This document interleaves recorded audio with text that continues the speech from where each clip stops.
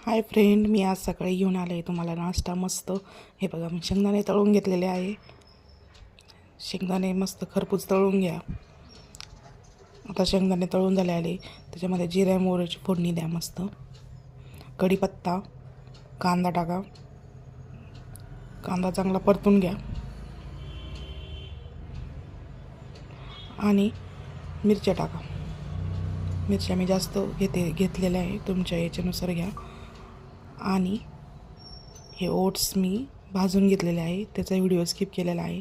आणि हळद टाका मस्त. चांगलं परतून घ्या. ह्याच्यात काय पाणी टाकायचं नाही लगेच. हे बघा, पाण्याचा शितोडा मारला आहे मी वरतून, कारण ते ओट्स असे आहे का त्याला भिजत ठेवलं ते पूर्ण चिकट होतात नाही. शेंगदाणे पण टाकले आहे तळलेले.